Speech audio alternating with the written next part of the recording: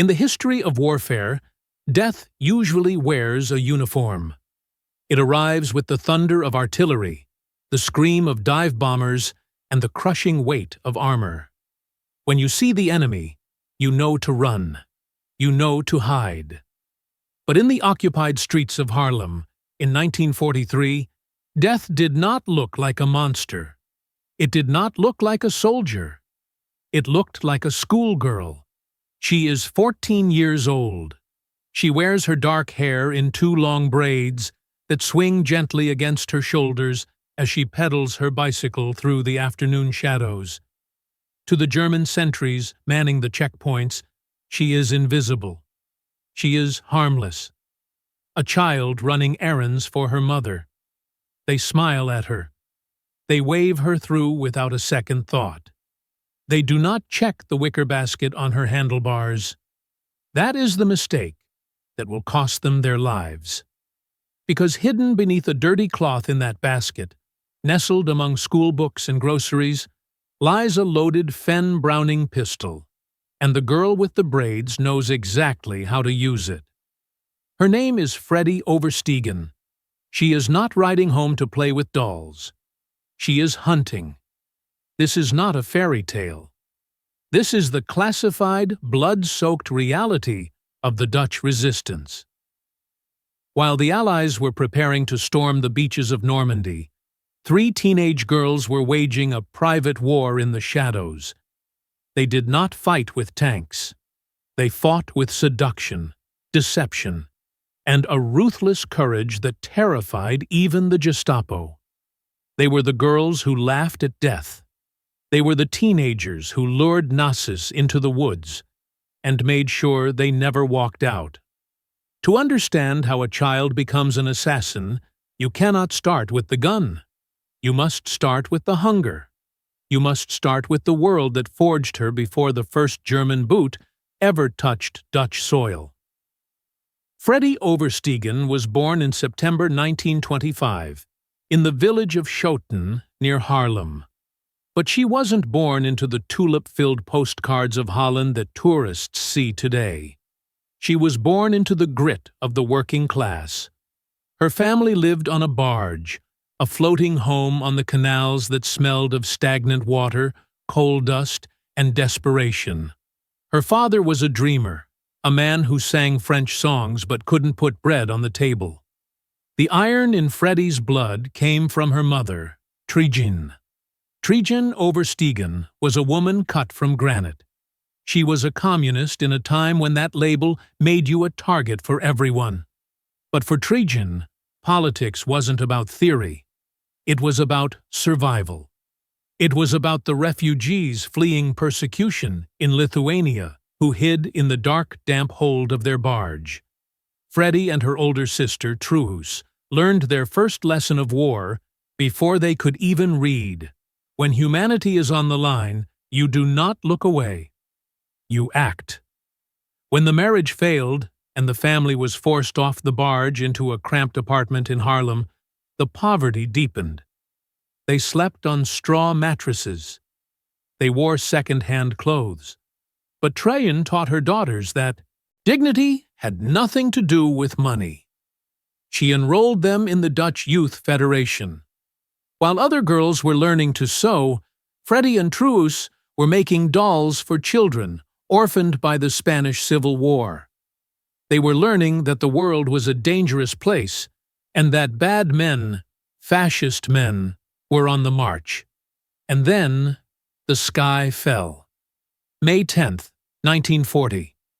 The German war machine turned its gaze toward the Netherlands. The invasion was swift, brutal, and humiliating. The Dutch army fought, but they were no match for the Blitzkrieg. In 5 days, just 5 days, it was over. The Queen fled to London.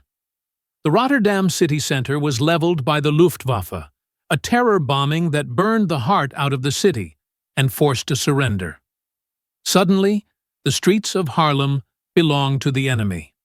Swastika flags draped from the government buildings. The sound of jackboots on cobblestones became the new rhythm of daily life. For most people, The instinct was to keep your head down. Survive. Don't make eye contact. Wait for the British or the Americans to save you. But the Oversteegen house was different. They didn't wait. Almost immediately, the family began their resistance. It started small. It started with paper. They printed illegal pamphlets in their living room, the printing press clanking so loudly they had to post lookouts on the street corner to watch for police. Freddie, just 14, and Truus, 16, would sneak out at night. They carried pots of glue and stacks of posters. Everywhere the Germans put up propaganda calling for Dutch workers to go to Germany, the girls pasted warnings over them. "Don't go," they wrote. "For every Dutchman working in Germany, a German man goes to the front to kill." It was dangerous. It was illegal. But to the occupiers, it was just a nuisance. The Germans were looking for men. They were looking for soldiers. They weren't looking for children. That changed in 1941. A knock came at the door of the Oversteegen apartment. Standing there was a man named Frans van der Ven. He was the commander of the Haarlem Council of Resistance. He was a serious man, a man who lived with the constant knowledge that he could be tortured and executed at any moment. He stepped inside, took off his hat, and sat in the family's lumpiest chair. He looked at Trine. Then he looked at the two girls. He knew what they had been doing. He knew about the posters. He knew about the pamphlets. But he hadn't come to congratulate them. He had come to recruit them. But he wasn't recruiting them to hand out flyers. Frans leaned forward, his voice low. He needed couriers who could move invisible through the city. He needed scouts who could watch the German airfields. And he needed fighters. He looked these two teenage girls in the eye and asked the question that would end their childhood forever. "Are you willing to learn to use weapons?" The room went silent. This wasn't a game anymore. This wasn't sneaking out after curfew. This was treason. This was capital punishment. Truus, the older sister, asked the question that hung in the air. "Will we have to kill people?" Frans didn't lie to them. He didn't sugarcoat the war. "Yes," he said, "but not just anyone. We target the real fascists, the traitors, the ones hunting down our people, the ones sending Jews to the camps." The girls looked at their mother. Truus Oversteegen faced an impossible choice. No mother wants to send her children into the line of fire. No mother wants to imagine her 14-year-old daughter pulling a trigger. But Truus looked at the world outside her window. She saw the roundups. She saw the cruelty. She nodded.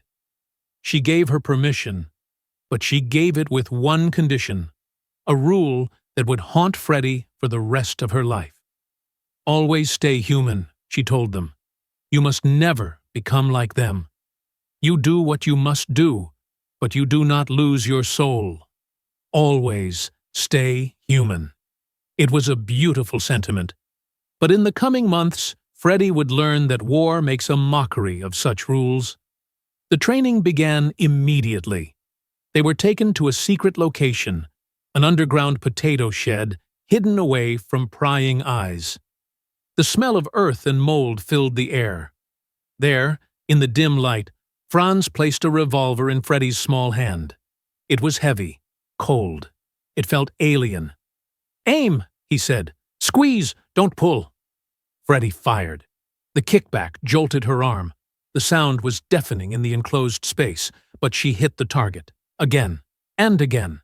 She had a natural talent, a steady hand, a calm pulse. She learned to strip the weapon and clean it. She learned how to prime a grenade. She learned where to place dynamite on a railway track to cause a derailment. She was 14 years old. She should have been worrying about boys, or school grades, or what dress to wear to a dance. Instead, she was learning the most efficient way to end a human life. Their first real mission, however, wasn't an assassination. It was arson, a test of their nerves. The target was a warehouse used by the Nazis for storage. The plan was simple, reckless, and relied entirely on the fact that German soldiers were men, and men could be distracted. Freddie and Truus dressed up. They put on makeup. They let their hair down. They walked right up to the SS guards stationed at the warehouse gates. They smiled. They flirted. They played the part of the innocent, admiring Dutch girls. The guards, bored and lonely, ate it up. They leaned in, lighting cigarettes, laughing, completely captivated by the young sisters. They didn't notice the shadows moving behind them. They didn't notice the other resistance fighters slipping into the back of the warehouse. Minutes later, the smell of smoke hit the air. By the time the alarm was raised, the warehouse was an inferno. And the two pretty girls? They had vanished into the night, their hearts pounding against their ribs. They had done it. They had struck a blow against the Reich. It felt exhilarating. It felt righteous. But burning a building is one thing. Looking a man in the eyes and ending his life is something else entirely. And that moment was coming. The Council of Resistance didn't just need saboteurs. They needed liquidators. The Nazis were getting smarter. They were using Dutch collaborators, traitors who knew the neighborhoods, knew the people, to hunt down Jews and resistance leaders. These collaborators were dangerous. They couldn't be reasoned with. They couldn't be jailed. They had to be removed. The order came down. There was a target. A man who was responsible for sending innocent families to their deaths. Freddie was assigned the mission. She took her bicycle. She checked the basket.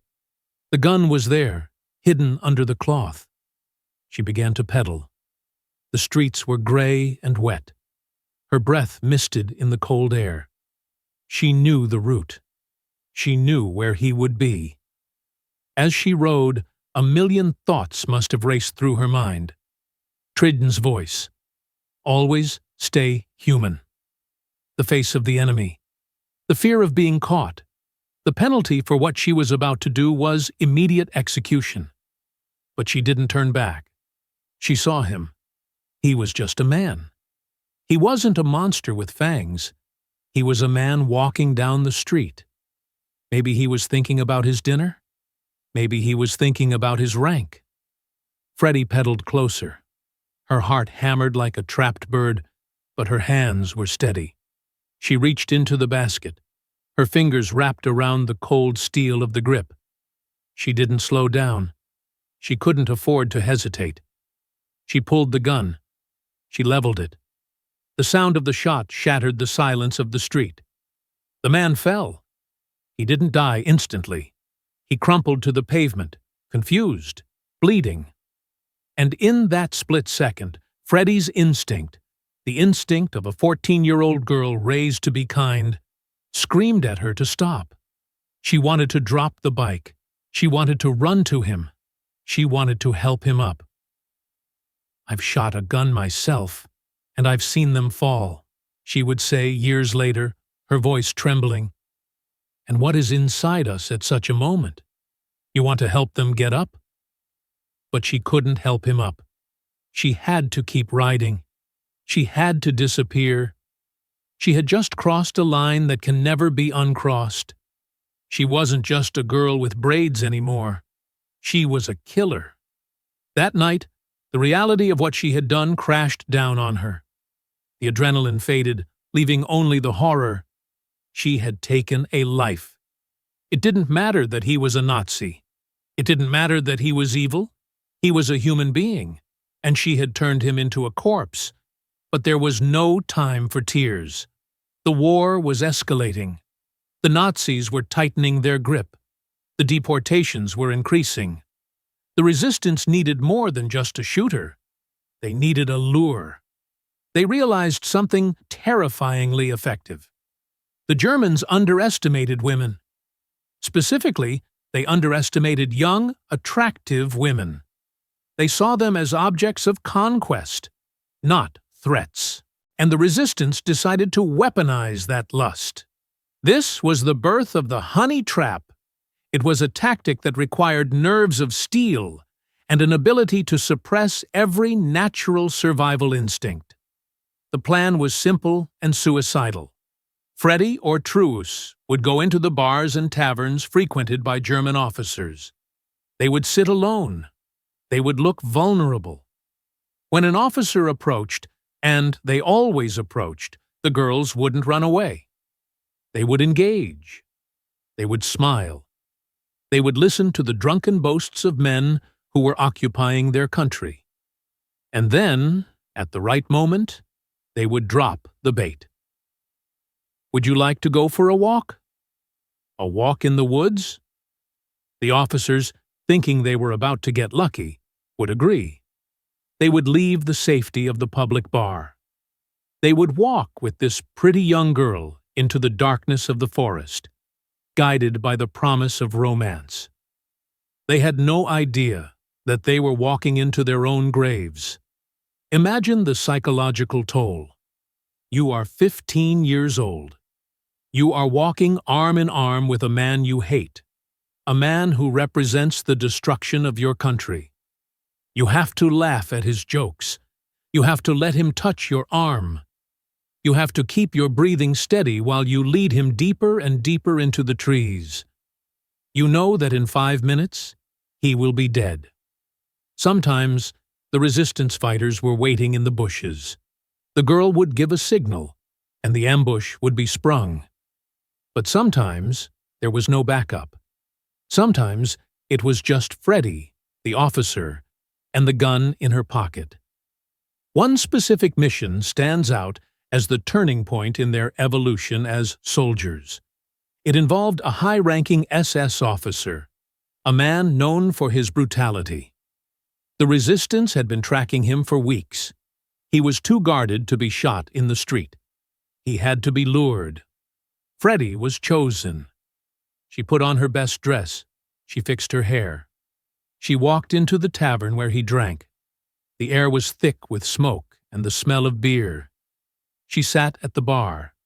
The officer noticed her immediately. He was arrogant, confident.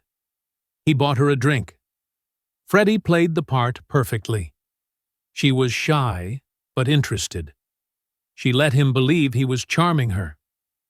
When she suggested a stroll to see the moonlight on the river, he didn't hesitate. He stood up, adjusted his uniform, and followed her out. They walked away from the lights of the town. The noise of the tavern faded. The silence of the night took over. Freddie led him toward a secluded path known to the resistance. Every step was a gamble. If he realized what was happening, if he saw the fear in her eyes, he could snap her neck in a second. She had to keep him talking. She had to keep him distracted. "It's beautiful out here," he might have said. "Yes," Freddie would have replied, her hand inching toward her coat pocket. "It's very quiet." They reached the designated spot, a clearing in the woods. Freddie stopped. She turned to face him. The officer smiled, stepping closer, expecting a kiss. Instead, he looked down the barrel of her FN Browning. The look on his face wasn't fear. It was pure shock. He couldn't process it. The girl? The child? Freddie didn't give him time to understand. She pulled the trigger. The blast echoed through the trees. The officer collapsed. There was no romance. There was no glory. Just a dead body in the mud and a teenage girl standing over him, her ears ringing, her hands shaking uncontrollably. She didn't run immediately. She stared at him. This was the reality of the war she had chosen. It was intimate, it was dirty, and it was destroying her from the inside out. Back home, Trin would wait for her daughters. She wouldn't ask for details. She would see the look in their eyes, the 1,000-yard stare that soldiers get after heavy combat. She would hold them while they cried. She would rock them like the children they were supposed to be.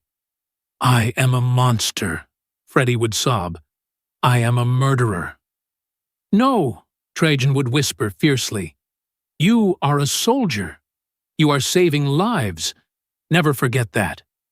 But saving lives required more than just killing. It required risking everything to protect the most vulnerable. By 1943, the Jewish population of the Netherlands was being systematically liquidated.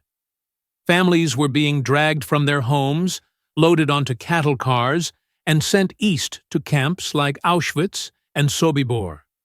The Oversteegen sisters couldn't stop the trains, but they could save the children.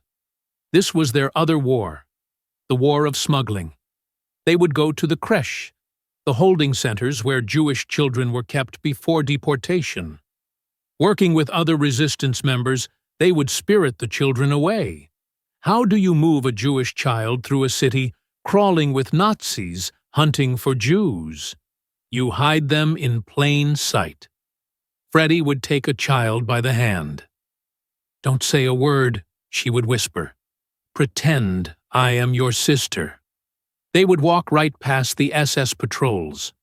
Freddie would chat to the child, pointing at birds, pointing at clouds, acting for all the world like a carefree girl babysitting her sibling. Inside, she was screaming. If the child spoke Yiddish, if the child cried, if the soldier asked for papers, they would both be executed on the spot. They moved dozens of children this way. They took them to safe houses in the countryside. They hid them in barns, in attics, in secret rooms behind bookcases. But they couldn't save everyone. One afternoon, Freddie and Truus were moving a group of children when the air raid sirens began to wail. Allied bombers were overhead. The anti-aircraft guns opened up. Shrapnel began to rain down on the streets. They tried to find cover. They tried to shield the children with their own bodies. But war is indiscriminate. A bomb struck nearby. The concussion was massive. When the dust settled, Freddie stood up, coughing, her ears ringing. She looked around for the children she was sworn to protect. She found them, but she couldn't save them. The trauma of that day would never leave her. To fight so hard, to risk so much, only to lose them to a random bomb. It felt like a cruel joke. It hardened her. It made the gun in her pocket feel heavier, but also more necessary. It was around this time that the duo became a trio. They met a young woman named Hannie Shaft. She was a law student. She was brilliant, fierce, and she had a mane of bright red hair that made her impossible to miss. She went by the name Hannie. Hannie Shaft was different. She was an intellectual. She had quit university rather than sign a loyalty oath to the Nazis. She wanted to fight. She joined the Council of Resistance and gravitated toward the sisters, Freddie, Truus, and Hannie, the three musketeers of the resistance. Hannie brought a new energy to the group. She was older, more political, but she was also reckless. Her red hair became a symbol. The Germans started hearing reports of a girl with red hair involved in sabotage and assassinations. They put her on their most wanted list. The three of them became inseparable. They shared a bed in safe houses. They shared food when there was barely anything to eat. They shared the grim task of cleaning their weapons after a hit. They became a unit, a family forged in blood. But as the war dragged on into 1944, the darkness grew. The hunger winter was approaching. The Germans, desperate as the Allies closed in, became more vicious. They weren't just occupying the country anymore. They were looting it, starving it, and executing anyone who looked at them wrong. And for Freddie, the line between justice and vengeance began to blur.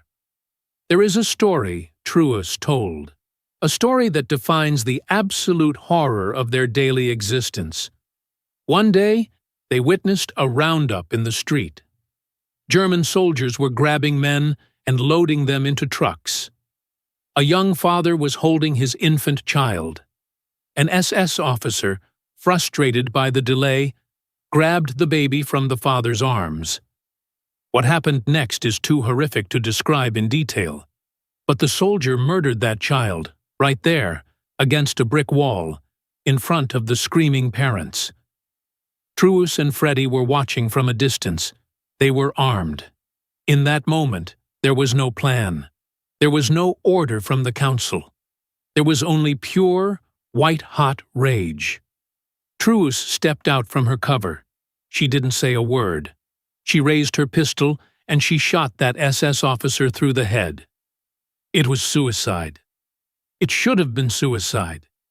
They should have been gunned down right there. But the chaos, the shock of the other soldiers, gave them a split second. They ran. They scrambled through alleyways, over fences, their lungs burning, the sound of boots pounding behind them. They escaped. But the image of that baby, the image of that soldier, it was burned into their retinas. This was the war Freddie Oversteegen lived in. It wasn't a war of maps and generals. It was a war of murdered babies and dead officers in the woods. It was a war where you had to kill part of yourself just to survive the day. And as 1944 turned to 1945, the danger was about to reach its peak. The Nazis knew who they were looking for now. The girl with the red hair and her accomplices were the most hunted women in the Netherlands. The net was closing in, and one of them wasn't going to make it out alive. The winter of 1944 was not just a season. It was a weapon. They called it the Hunger Winter.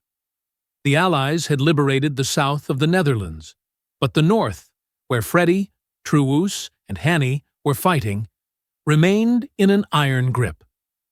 In retaliation for a railway strike, the Nazis cut off all food supplies. The canals froze solid.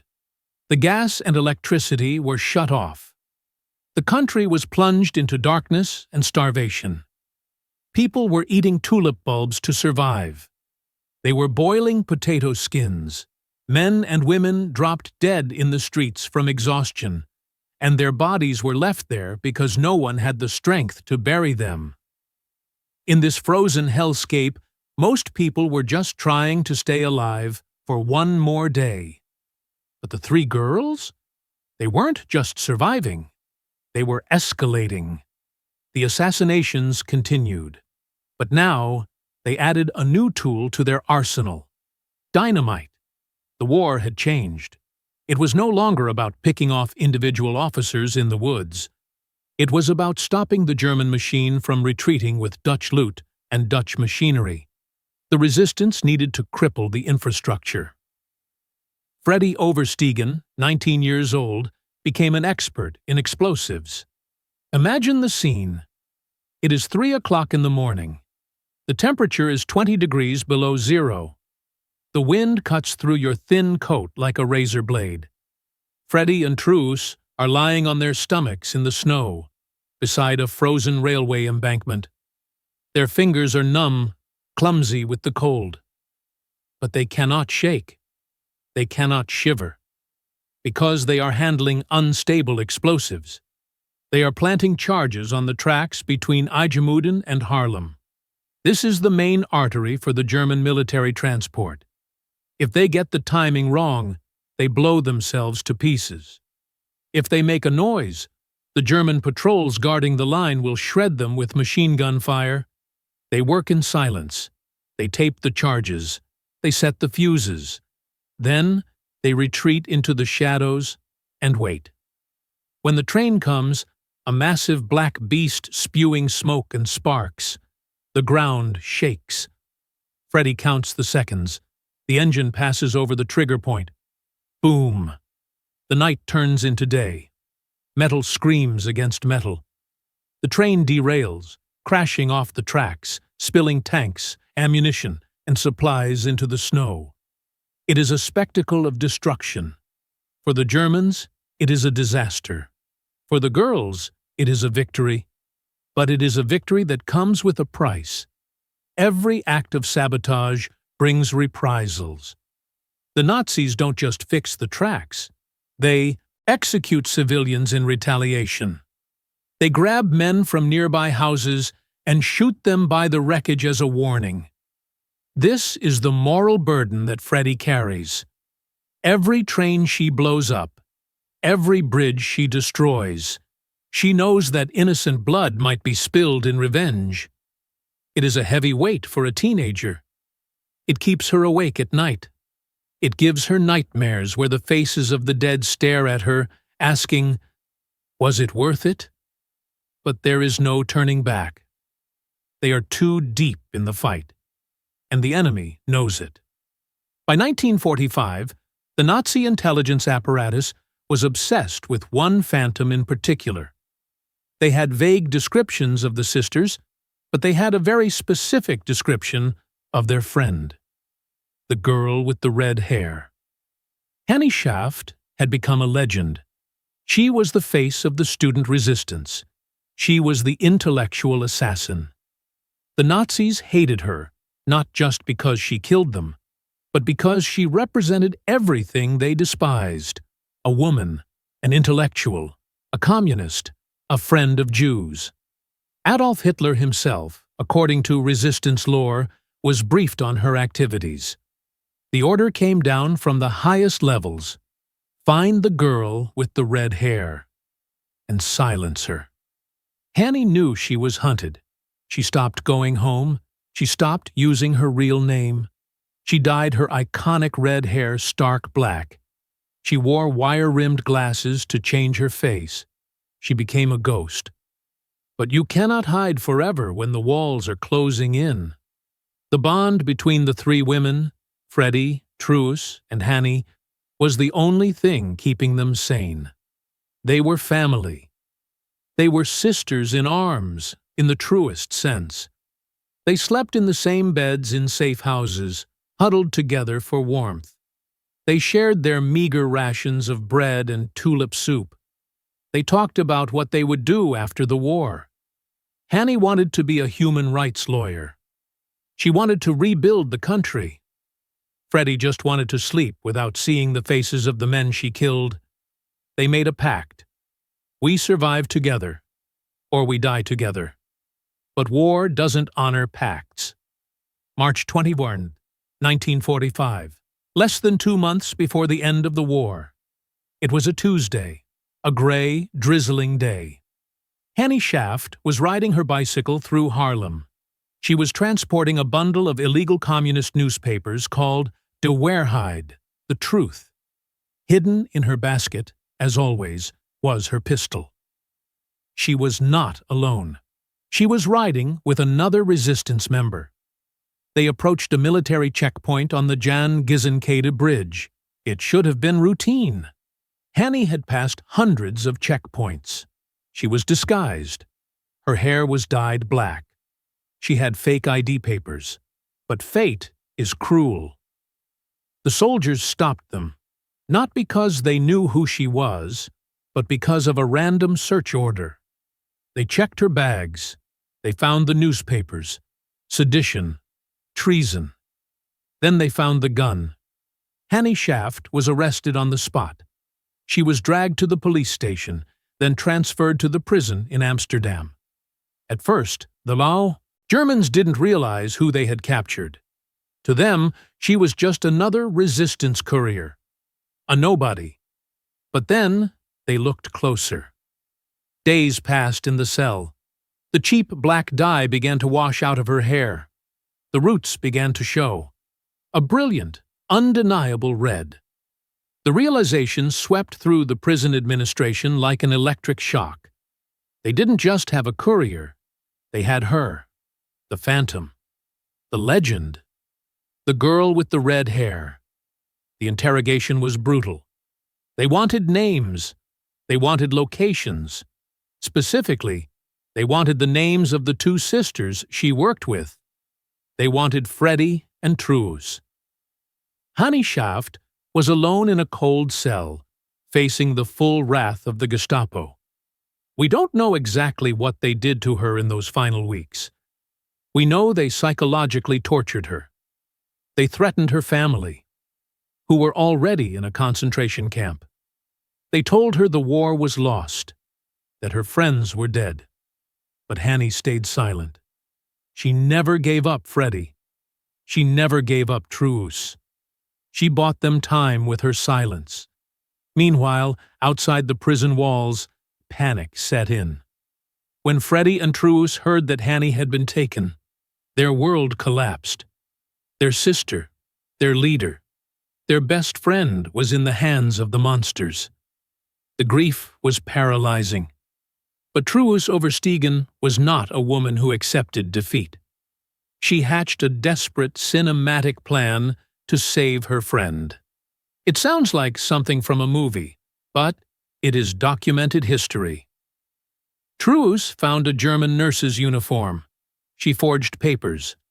She walked right up to the gates of the prison where Hannie was being held. She demanded to speak to the commandant. She played the role of a concerned medical professional. She claimed she was there to take the prisoner, Hannie Shaft, for a specialized medical examination at another facility. She had a car waiting. She stood in the lion's den, surrounded by SS guards, and she lied to their faces with a confidence that defied belief. She wept, she pleaded, she shouted. It almost worked. The commandant hesitated, but then he checked the logs. "I'm sorry," he said. "The prisoner Shaft has been moved. She is no longer here." Truus's heart shattered. She had been too late. The Germans had moved Hannie to a maximum security interrogation center. The rescue failed. Truus had to walk out of that prison, empty-handed, knowing she would never see her friend again. The guilt would haunt her for the rest of her life. If only I had been faster. If only we had been on the bike with her. But there were no if-onlys. There was only the inevitable end. April 17th, 1945. The Allies are sweeping across Europe. Hitler is hiding in his bunker in Berlin. The German forces in the Netherlands are preparing to surrender. The war is practically over. But the Nazis have one last act of cruelty to perform. Two officials, a Dutch traitor named Martin Kuiper and a German executioner, take Hannie Shaft from her cell. They put her in a E-Hybe car. They drive her out to the dunes of Bloemendaal, near the sea. It is a place of death. The dunes are a mass grave where hundreds of resistance fighters have been executed and buried in the sand. They stop the car. They order Hannie to get out. She walks calmly into the dunes. She knows what is coming. She doesn't beg. She doesn't cry. She stands tall. The wind from the North Sea whips through her hair, now showing its true red color again. The men raise their weapons. The first shot rings out. It is fired by the German, but his hand shakes. The bullet grazes Hannie's head, wounding her, but not killing her. She falls to her knees in the sand. And then, in a moment that has echoed through Dutch history for 80 years, Hannie Shaft looks up at her executioners. Bleeding, dizzy, staring down the barrel of a gun, she delivers her final words. She mocks them one last time. "I shoot better than you."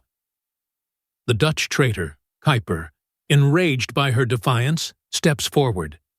He raises his submachine gun. He does not miss. A burst of fire. Silence returns to the dunes. The girl with the red hair was gone, murdered 3 weeks before the liberation of her country. She was 24 years old. They buried her in a shallow grave in the sand, hoping she would be forgotten. They hoped the sand would swallow her legend. Back in Haarlem, Freddie and Truus didn't know she was dead. Not yet. They waited. They hoped. They prayed that the confusion of the war's end would allow Hannie to escape. They scanned every list of released prisoners. They watched every truck of refugees returning home. May 5th, 1945. Liberation Day. Canadian tanks rolled into the Netherlands. The flags came out, the orange banners, the cheering crowds. People were dancing in the streets, kissing soldiers, weeping with joy. The nightmare was over. But for Freddie Oversteegen, the party felt hollow. She stood in the crowds, 19 years old, an old woman in a teenager's body. She watched the celebrations, but all she could see were the ghosts. The man on the bicycle, the officer in the woods, the children in the bombing. And Hannie. Where was Hannie? The truth came out weeks later. The mass graves in the dunes were discovered. They found 422 bodies. 421 were men, and 1 woman. When the news reached Freddie and Truus, it broke them. The war was won, but they had lost. The third part of their soul had been ripped away. This is the moment where the history books usually stop. The war ends, the credits roll, the heroes go home. But real life doesn't work that way. You don't just go home after you've been a teenage assassin. You don't just go back to normal after you've seduced men and killed them. Freddie Oversteegen was about to face her hardest battle yet. Not against the Nazis, but against the silence. Against a society that didn't want to hear her story. Against a government that despised her politics. And against the demons inside her own mind that refused to let her sleep. The shooting had stopped. But for Freddie, the war was just beginning. The shooting stopped on May 5, 1945. The tanks went silent. The uniforms were put away. But for Freddie Oversteegen, the silence was louder than the bombs. How do you turn off a killer? You cannot take a 19-year-old girl who has liquidated Nazis in cold blood, who has watched children die, who has lost her best friend to a firing squad, and simply tell her to go be a housewife. The world wanted to forget the war. Freddie wanted to forget the war, but the war did not want to forget her. In the immediate aftermath of the liberation, Freddie and Truus were adrift. They were heroes, yes, but they were broken heroes. They spent time at the Lou Palace, a recovery center set up by Queen Wilhelmina for resistance fighters. It was supposed to be a place of healing. But how do you heal when you close your eyes and see the faces of the men you shot? Freddie suffered from what we now call PTSD, post-traumatic stress disorder. Back then, they didn't have a name for it. They just called it nerves. She had night terrors. She would wake up screaming, drenched in sweat, fighting off invisible soldiers in her bedroom. She had periods of crushing depression where she couldn't get out of bed for days. Her son, Remy, would later say, "The war never ended for my mother. It was in her head every single day." She tried to be normal. She married an engineer named Jan Decker. They had 3 children. She changed diapers, she cooked dinner, she tended to her garden. To the neighbors, she was just a quiet, respectable Dutch mother. They had no idea that the hands pouring their tea had once planted dynamite on railway lines. Freddie said later that having a family was her only salvation. By getting married and having babies, she said, I was creating life after being surrounded by death. But while Freddie was trying to build a future, the country she fought for was busy erasing her past. This is the part of the story that makes your blood boil. You see, Freddie and Truus were not just resistance fighters, they were communist resistance fighters. They were raised in the Red tradition. During the war, the enemy was Germany, but as soon as the war ended, the world shifted. The Cold War began. The enemy was now the Soviet Union. The enemy was communism. Suddenly, the Dutch government and their American allies didn't want to celebrate heroes with Red connections. It was politically inconvenient. There were pensions given to resistance veterans, medals, honors, parades. But for years, Freddie and Truus were excluded. Their files were pushed to the bottom of the stack. They were sidelined. Imagine the insult. You risked your life every day for 5 years. You killed for your country. You watched your best friend get executed. And now, the government tells you that your service doesn't count because of your politics? Freddie felt the sting of it deeply. But she also felt the sting of sexism. The narrative of the war was being written by men, for men. The history books talked about the brave soldiers on the beaches. They talked about the male resistance leaders. When they did talk about women, they talked about them as couriers or nurses, not as assassins, not as liquidators. Society wasn't ready to accept that a teenage girl could pull a trigger as coldly as a man. It was too uncomfortable. So, they sanitized the story. Women don't count, Freddie said bitterly in an interview years later. They still don't. For decades, Freddie Oversteegen lived in the shadows. Even her sister Truus became more famous. Truus became an artist, a sculptor. She wrote a memoir. She gave speeches. She was the public face of their cell. Freddie was the quiet one, the one who stayed home, the one who carried the darkness alone. She admitted she was jealous of Truus. "I was in the resistance too," she would say to her husband. "I did the same things." But she never demanded the spotlight. She simply endured. Years turned into decades. The 1950s became the 60s, the 70s, the 80s. The world changed. The Soviet Union fell. The politics that had blacklisted them began to fade.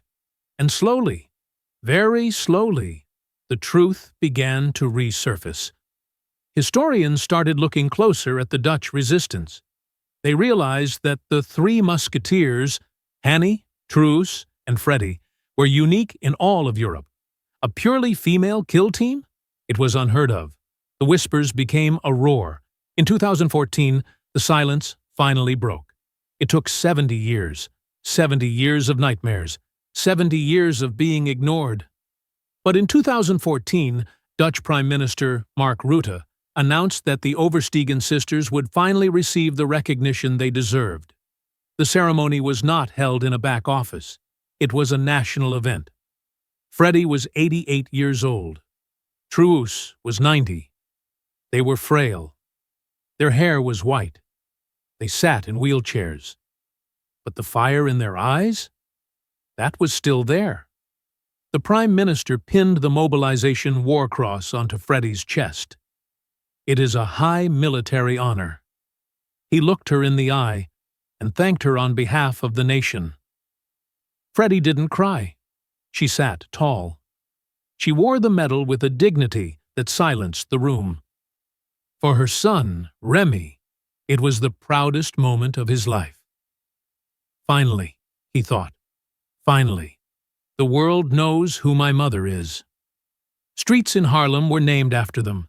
Documentaries were filmed. The international press, the Washington Post, the BBC, the New York Times suddenly wanted to know everything about the girl with the braids. Freddie Oversteegen, the forgotten soldier, became a global icon of anti-fascist resistance. But time, the one enemy you cannot shoot, was closing in. In 2016, Truus died. For Freddie, it was like losing a limb. Truus was the only person left on Earth who truly understood. The only one who knew what it felt like to walk into the woods with a Nazi. When Truus died, Freddie began to fade. She spent her final days in a nursing home. Her heart, which had withstood terror and grief that would kill a lesser person, was finally getting tired. But right to the end, she kept her sharp wit. When a nurse asked her if she was in pain, Freddie looked at her and said, "I've been in pain since 1940. September 5th, 2018. One day before her 93rd birthday, Freddie Oversteegen closed her eyes for the last time. The last of the trio, the last witness, with her death, A chapter of history closed forever. The secrets of the woods, the exact words whispered to the men she killed, the specific weight of the gun in the bicycle basket. It all went with her. But she left us with something more powerful than secrets. She left us with a question. It is a question that echoes from 1943 to today. Freddie was just a girl. She was 14. She liked dolls. She liked to draw. She had no money, no power, no vote. And yet, when the darkness came, when her neighbors were being dragged away, when the government surrendered and the army collapsed, she did not hide. She did not wait for someone else to save the world. She got on her bike. She put a gun in her basket, and she rode toward the danger. Her mother, Trin, had given her one rule: always stay human. For 70 years, Freddie tortured herself with that rule. She wondered if the killing had made her a monster. She wondered if she had lost her humanity in those woods. But looking back now, with the clarity of history, we can give her the answer she searched for her whole life. Freddie didn't lose her humanity. She proved it. Because what is more human than risking your soul to save a child? What is more human than standing up when everyone else is on their knees? The Nazis are gone. Their empire of 1,000 years crumbled into dust. Their names are curses. But the girl with the braids? The teenager on the bicycle? She is immortal. This has been the story of the Oversteegen sisters. If this story moved you, if you believe their names should be known in every classroom in the world, hit that like button and share this video. Do not let their story fade again. I'll see you in the next one.